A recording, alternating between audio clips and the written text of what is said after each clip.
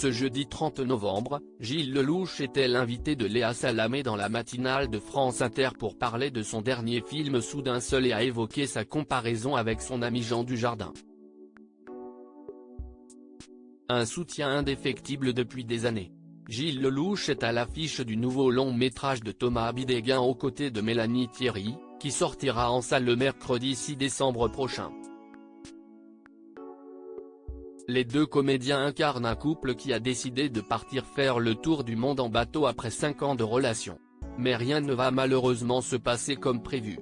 En effet, Ben et Laura vont se retrouver face à un grand danger après la disparition de leur bateau à cause d'une incroyable tempête, mettant au passage leur relation en péril. Ce jeudi 30 novembre, le comédien était l'invité de Léa Salamé dans la matinale de France Inter pour parler de ce projet, mais également pour évoquer sa vision des relations amoureuses. Gilles Lellouche comparé à la carrière de Jean Dujardin par Léa Salamé, il répond. Au cours de leur entretien, Léa Salamé n'a pas hésité à comparer Gilles Lellouche avec l'un de ses plus grands amis du milieu, Jean Dujardin. Je disais en vous présentant que vous êtes aujourd'hui sans doute l'acteur le plus bancable, même plus que votre pote Jean Dujardin quasiment, a-t-elle affirmé à l'antenne, ce qui a tout de suite provoqué une vive réaction de l'intéressé. Oh, je n'irai pas jusque-là. Mais bon, a-t-il assuré avec une grande modestie. Gilles Lellouche semble avoir eu un peu de mal à accepter le compliment, probablement à cause de sa grande amitié avec le comédien oscarisé pour sa performance dans The Artist.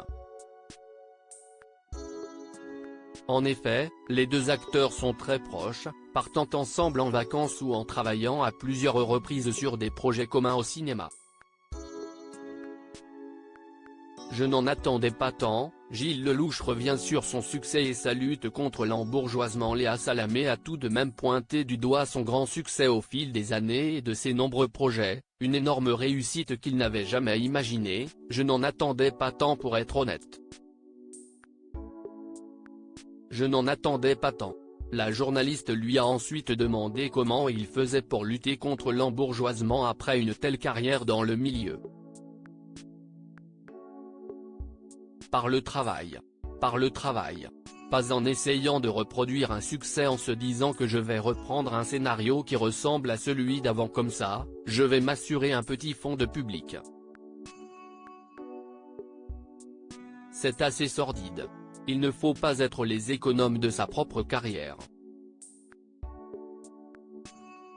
Il faut quand même avancer, être inédit, et surtout quitte à se ramasser, il faut tenter de nouvelles choses. C'est tout. Le travail participe à ça, a-t-il expliqué à l'antenne, et de conclure, je dis ça, mais je prends du plaisir à l'écriture, je mets beaucoup de temps pour écrire un scénario, le dernier en date j'ai mis 5 ans pour le faire, celui d'Amour ouf qui sortira l'année prochaine au cinéma, note de la rédaction.